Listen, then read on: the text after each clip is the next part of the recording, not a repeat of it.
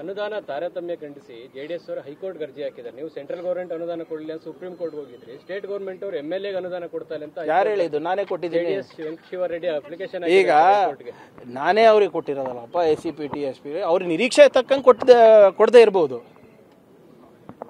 But ವಿವೇಚನಾ ಇದೆ ಅಲ್ಲ. ಈಗೆಲ್ಲ ನಮ್ಮ ಕ್ಷೇತ್ರ ಜನ ಇಲ್ಲೇ ಇದ್ದಾರೆ ಕೇಳಿ. ಹೋದ ಬಾರಿ ಒಂದ್ ನಿಮಿಷ, ಹೋದ ಬಾರಿ ಈ PSI ಹಗರಣ ಅವು ಇವು ಎಲ್ಲ ಬಯಲಿಗೆ ಎತ್ತದಾಗ ನಂದು ಆಲ್ಮೋಸ್ಟ್ ಚಿತ್ತಾಪುರದು 300 ಕೋಟಿ 280 ಕೋಟಿ ರೂಪಾಯಿ 90 ಕೋಟಿ ರೂಪಾಯಿ ವಾಪಸ್ ತಗೊಂಡ್ರು.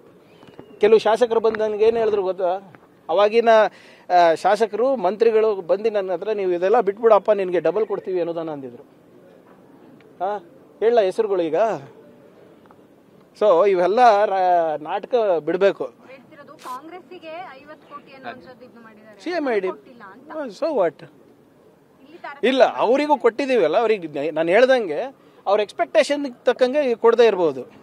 ಈಗ ನಾನು ಸೋಷಿಯಲ್ ವೆಲ್ಫೇರ್ ಮಿನಿಸ್ಟರ್ ಇದ್ದಾಗ ಬೇರೆಯವ್ರಿಗೆಲ್ಲರಿಗೂ 1-2 ಹಾಸ್ಟೆಲ್ ಕೊಟ್ಟರೆ ನಾನು 1-3 ಹಾಸ್ಟೆಲ್ ತೊಗೊಳೋದು ಸಹಜ ಅಲ್ವಾ? ಅವ್ರಿಗೆ ಕೊಟ್ಟೇ ಇಲ್ಲ ಅಂದರೆ okay, but we have done that.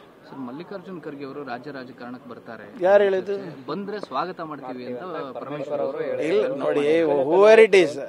Parameshwar ಸಾಹೇಬ್ರು ಅವ್ರದ್ದು ಹಳೆ ಸಂಬಂಧಗಳು ಇವೆ, ಆದರೆ ಅದು ಖರ್ಗೆ ಸಾಹೇಬ್ರೆ ತೀರ್ಮಾನ ತಗೋತಾರೆ. Nobody else can dictate. ಚರ್ಚೆ ನೀವೇ ಬಿಡ್ತೀರಾ ಇವ್ರೆ? ನೀವೇ ಚಿಂತನೆಗೂ ನೀವೇ ಹುಳ ಬಿಡೋದು. ಇಲ್ಲ, ಯಾರು ಖರ್ಗೆ ಸಾಹೇಬ್ರು ಹೇಳ್ದ ಇದಾರಾ?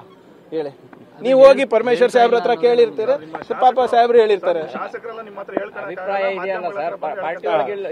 ಎಲ್ಲಿ ಹೇಳ್ಬೇಕಲ್ಲ. ಈಗ ನಿಮ್ ಸಾಕ್ಷಿಯಾಗಿ ಕರ್ಕೊಂಡು ಹೋಗಕ್ಕಾಗ್ತದೆ ನಾನು ಡೆಲ್ಲಿಗೆ? ಸೇತುವೆ ಇದ್ದಂಗೆ ಯಾವ್ದಕ್ಕೆ ಬರ್ತೀನಿ ಸರ್.